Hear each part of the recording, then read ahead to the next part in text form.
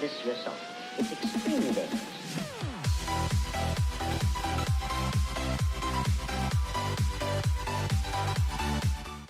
Eh bien, salut tout le monde, j'espère que vous allez bien. Aujourd'hui, on se retrouve pour une nouvelle vidéo sur ma chaîne YouTube. C'est concernant la 50CR Honda de 1983. Donc, comme vous avez pu le voir dans le titre, la moto est enfin prête à être offerte. Dans cette vidéo, vous allez voir les dernières modifications, les dernières petites choses que j'ai dû faire sur la moto pour qu'elle soit totalement terminée. Et puis, à la fin de la vidéo, je vous montrerai un petit peu le résultat final. Mais je vous montrerai plus en détail la semaine prochaine, puisque je vais vous faire une vidéo complète de présentation de cette moto, dans laquelle je vous montrerai en détail tout ce qui a été fait depuis le début, donc depuis l'année dernière que j'ai commencé ce projet tout simplement. Donc voilà, je vous ferai cette vidéo présentation complète la semaine prochaine, samedi à 18 h, comme d'habitude. Je vais maintenant vous laisser avec cette vidéo, j'espère qu'elle va vous plaire. Bon visionnage à tous. Bon, là, je viens de recevoir une petite commande. Donc, ce qui va m'intéresser surtout dans cette commande-là, c'est ces deux pièces ici. Donc, ça va être pour guider la chaîne. Donc là, on a le roller chaîne, ça s'appelle. Et là, on a une autre pièce ici qui sert aussi à guider la chaîne. Donc, je vais monter tout ça sur la moto et je vous montrerai à quoi ça ressemble. Bon, les gars, du coup, c'est bon. Je viens d'installer, du coup, le roller chaîne qui se fixe ici. Je vous avoue que j'étais un peu surpris puisque je vois pas trop l'utilité du roller chaîne à ce niveau-là, sachant que la chaîne passe ici. Bon, il y a quand même un sacré écart. Je vois pas trop à quoi ça sert, mais bon, après vérification, oui, j'étais aussi choqué que vous, mais ça se fixe bien ici. Bon, je sais pas trop pourquoi, mais bon, c'est pas grave. Passons à autre chose. Au moins, c'est mis, c'est comme à l'origine. Et puis voilà. Ensuite, ici, donc je sais pas si on va bien voir. Oui, normalement c'est bon. Ici, je suis venu refixer du coup un genre de slider chaîne encore une fois. Je sais plus comment ça s'appelle. Je crois que c'est assembly chaîne ou quelque chose comme ça. En fait, c'est pareil, ça vient, c'est un peu le même principe. Ça vient guider la chaîne pour pas que ça frotte aussi sur le cadre. Du coup, ça, j'étais un petit peu embêté au début pour remettre la vis, simplement parce que comme vous le savez, le cadre, je l'ai fait repeint, et donc dans le filetage, il y avait de la peinture, enfin il y avait une petite couche de peinture, une petite épaisseur. Du coup, j'arrivais pas à venir remettre la vis. Ce que j'ai fait, c'est que j'ai été à Bricomarché, j'ai acheté ça. Donc c'est des tarots, donc pour faire manuellement. Donc on peut refaire les filetages avec ça à la main. Du coup, j'ai acheté ça une vingtaine d'euros à Bricomarché, et donc ça me servira par la suite. Donc c'est pas un achat que j'ai fait juste pour refaire la moto. Donc c'est un achat qui me servira. Donc c'est pas très grave. Donc voilà, ça m'a bien servi en tout cas. Du coup, je suis venu refaire le filetage à l'intérieur, et puis j'ai pu venir serrer donc la vis en diamètre 6 du coup, et puis c'est parfait, ça bouge plus. Pareil pour les deux cocottes. Du coup, là je suis en train de faire la première. Vous voyez que je suis obligé de refaire le filetage, donc ça me sert une fois de plus les tarots. Donc là c'est parfait. J'ai pris un tarot qui, en fait, je reprends le même diamètre, donc j'ai pris du diamètre 5 pour les cocottes, puisque c'est des diamètres 5 les vis, et donc je suis repassé. Donc je sais pas si on va bien voir, là c'est bon, je suis repassé dans le filetage. Donc je vais faire l'inverse, je vais desserrer, et ensuite je pourrai venir remettre la vis correctement. Bon les gars, vous pouvez voir que la chaîne, je viens de terminer de l'installer. Je l'ai mise à la bonne taille, j'ai dû retirer 3 maillons du coup. Pour ceux qui savent pas comment faire pour retirer les maillons, je vais vous mettre une vidéo dans la description, ou bien en suggestion, je sais pas comment je vais faire, ou peut-être dans les deux, hein. En fait, il y a une vidéo sur YouTube qui m'a bien aidé, quelqu'un qui explique tout en détail comment faire. Si ça peut en aider certains d'entre vous, bah voilà, je vous mettrai la vidéo en description. Voilà, donc là je viens simplement de venir remonter le cache bobine d'allumage. Donc voilà, j'avais juste donc le plastique, le joint et les 4 vis à remettre comme la dernière fois. Il me semble que je vous avais déjà montré dans une précédente séquence comment j'avais fait pour remonter ce petit cache. Donc voilà, au niveau de la chaîne, on est bon. J'ai mis tous les guides chaîne. La chaîne, je l'ai mise à la bonne taille. Bon là les gars, ce que je vais faire, c'est que je vais venir brancher le coupe-circuit du coup. Alors du coup, la solution que j'ai trouvée, donc j'ai deux cosses ici que vous pouvez voir. Et donc je vais couper les deux cosses ici, et je vais également couper donc la seule cosse qu'il y a ici, puisque la deuxième est déjà coupée. Et donc ensuite je vais dénuder sur 1 centimètre à peu près tous les câbles de chaque côté, et je viendrai mettre les cosses qui sont ici pour pouvoir relier le coupe-circuit avec ces câbles ici. Voilà les gars, donc là c'est bon, j'ai coupé de chaque côté donc les cosses, j'ai retiré un peu de gaine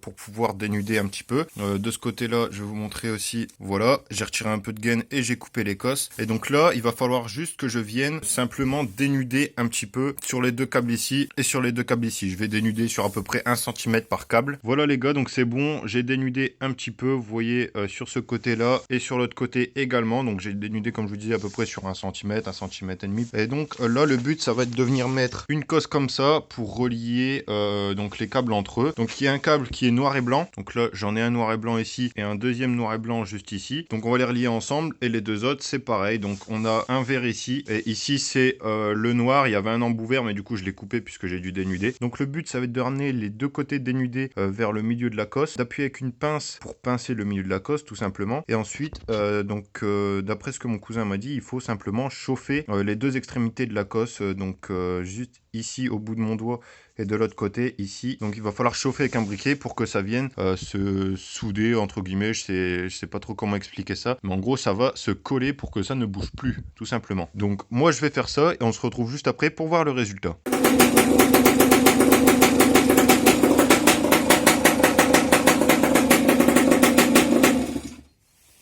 Voilà les gars, comme vous l'avez vu du coup, ça fonctionne bien, le coupe-circuit nickel, dès que j'appuie hop ça coupe. Donc voilà, il n'y a plus qu'à fixer du coup les câbles du coupe-circuit et donc du câble qui part du moteur. Donc je vais serrer tout ça avec des serre-câbles, des colsons noirs du coup. Et puis donc je vais fixer ça sur le cadre, sur le guidon etc. pour pas que le câble se balade partout. Ici au niveau de l'embrayage, vous vous souvenez que la vis que j'avais elle serrait pas à fond. Du coup la cocotte bougeait dans tous les sens. J'ai changé la vis, donc du coup là c'est bon, ça bouge plus du tout. Je peux bouger dans tous les sens, je peux appuyer, ça ne bouge plus, donc ça c'est parfait. Il va falloir que je fasse exactement la même chose de l'autre côté. Il faut que j'arrive à extraire cette vis là puisque le pas de vis est foiré. Bon les gars, là vous pouvez voir que je suis avec le silencieux d'échappement de la 50.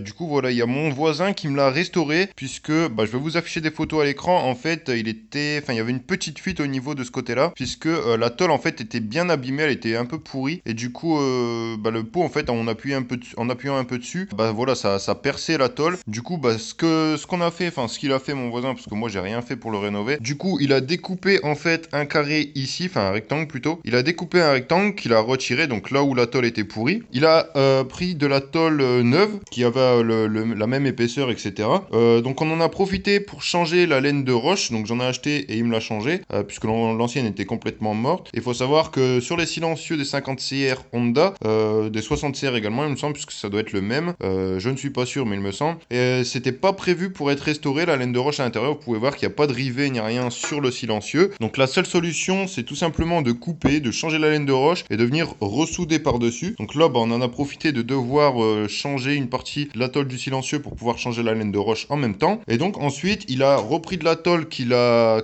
moulé pour que ça prenne la même forme que le silencieux d'origine. Et donc il est venu ressouder tout le tour et puis passer un petit coup de peinture par dessus. Bon les gars, comme vous le savez, la moto est terminée, mais là ce que je vais faire vraiment pour le petit détail de la fin, c'est je vais venir appliquer du rénovateur de support, du Polytrol, donc Polytrol Oatrol, c'est du rénovateur de support, donc ça marche pour les plastiques. Donc si vous voulez utiliser ce produit, d'abord il va falloir nettoyer tous les plastiques, donc moi je l'ai fait avec de l'eau, une éponge, etc.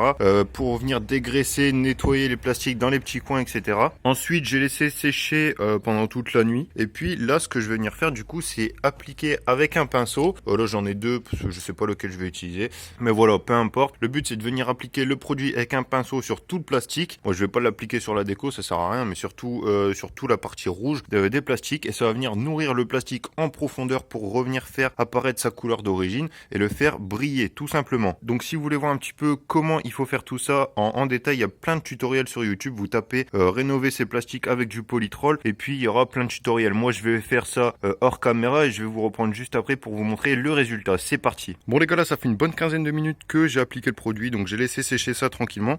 Donc là ce que je vais faire, je vais aller chercher un chiffon microfibre sec pour essuyer le surplus sur tous les plastiques.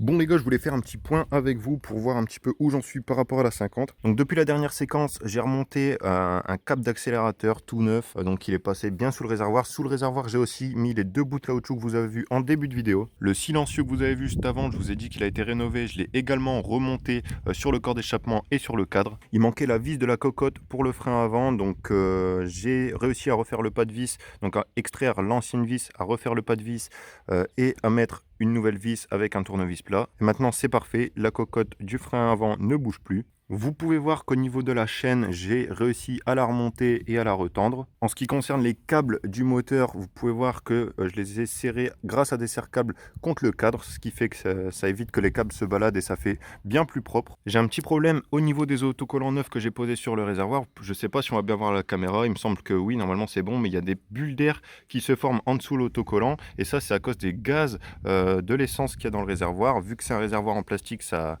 crée voilà, des bulles sous les autocollants. Donc ça commence à faire un petit peu la même chose de l'autre côté, mais ça se voit beaucoup moins fort. Donc du coup, il va falloir que je trouve une solution. Normalement, je vais voir avec Clemens Design, mais il se fait des autocollants micro-perforés. Ça devrait calmer un petit peu cet effet qui crée les bulles d'air, tout simplement. Donc je vais voir, mais sinon je serai obligé de laisser ces autocollants. Voilà, donc comme vous pouvez le voir, là, la moto, elle est terminée. Je voulais faire un petit peu le point avec vous avant de faire une vidéo présentation que vous verrez la semaine prochaine. Du coup, comme vous pouvez le voir, j'ai pas réussi à retrouver de béquilles. Ça fait un an que je refais la moto, comme vous le savez.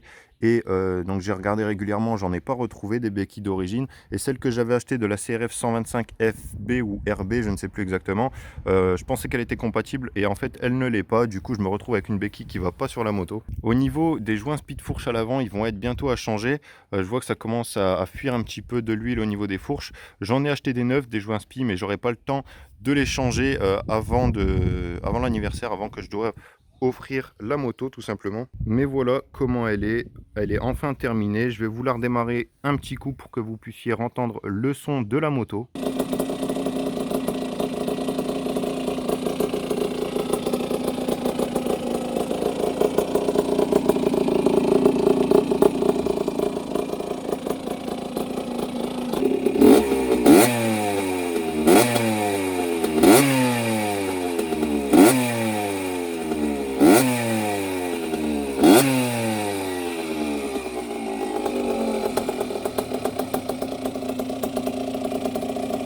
Voilà les gars, c'est la fin de cette vidéo, j'espère qu'elle vous aura plu. Si c'est le cas, comme d'habitude, n'hésitez pas à me le faire savoir dans l'espace commentaire en mettant un pouce bleu et en vous abonnant à la chaîne si ce n'est pas déjà fait. On se retrouve la semaine prochaine pour la vidéo présentation complète de la moto. Donc je vais tout vous détailler ce qui a été refait sur cette restauration, tout vous présenter en détail. Donc soyez au rendez-vous, ça sera samedi prochain à 18 h. Voilà, c'est tout pour moi, salut tout le monde et à la prochaine.